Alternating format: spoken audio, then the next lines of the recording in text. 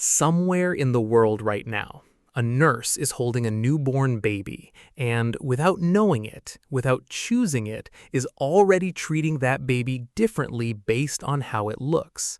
Not cruelly, not consciously, just differently. More softly, with slightly more warmth, a little more eye contact, a little more time. The baby is hours old. It has done nothing. It has earned nothing, and the world has already begun sorting it. This is not speculation. This is one of the most consistently replicated findings in all of social psychology, and almost nobody talks about it because it is one of the most uncomfortable things that science has ever documented about human beings.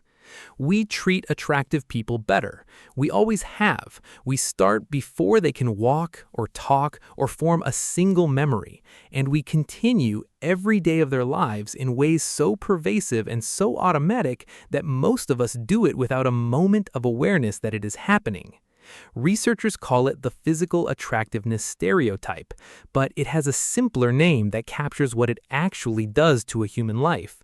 Some call it the halo effect applied to beauty, others call it lookism, but the pattern it produces, the slow, lifelong divergence between the lives of those the world finds beautiful and those it does not, has come to be known as the Dorian Gray Effect. The idea that appearance shapes a life from the outside in, quietly and continuously, in ways the person living it may never fully see. In 1972, psychologists Karen Dion, Ellen Berscheid, and Elaine Walster published a paper with a title that became one of the most cited phrases in social psychology: "What is beautiful is good." They showed participants photographs of strangers and asked them to rate not just the attractiveness of the people in the photos, but their personality, their intelligence, their likely professional success, their happiness, their moral character.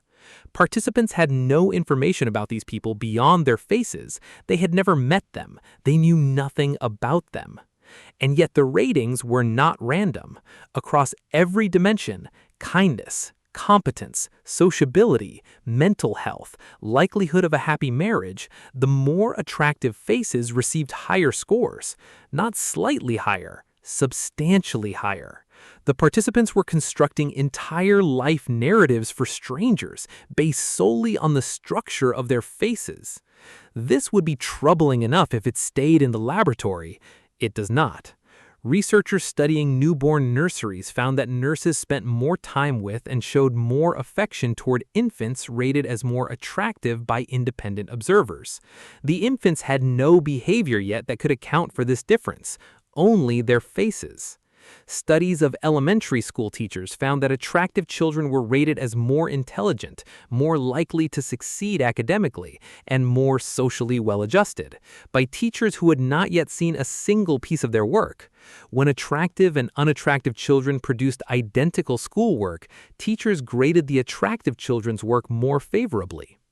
By adolescence, the divergence has compounded. Attractive teenagers are more likely to be approached socially, more likely to be included, more likely to receive the benefit of the doubt in ambiguous social situations. They develop social confidence not because they were born with it, but because hundreds of small positive interactions have built it in them over years. The world has been practicing on them, teaching them through accumulated experience that social engagement is safe and rewarding. The unattractive child has been receiving a different education in the same classrooms. In adulthood, the economics become measurable. Economists Daniel Hamermesh and Jeff Biddle published research in 1994 documenting what they called a beauty premium in wages. Across multiple industries and occupations, people rated as more attractive earned measurably more money than their less attractive counterparts, even after controlling for education, experience, and the nature of the work. The premium was not small. Attractive workers earned approximately 10 to 15% more on average. Less attractive workers earned 10 to 15% less than the baseline.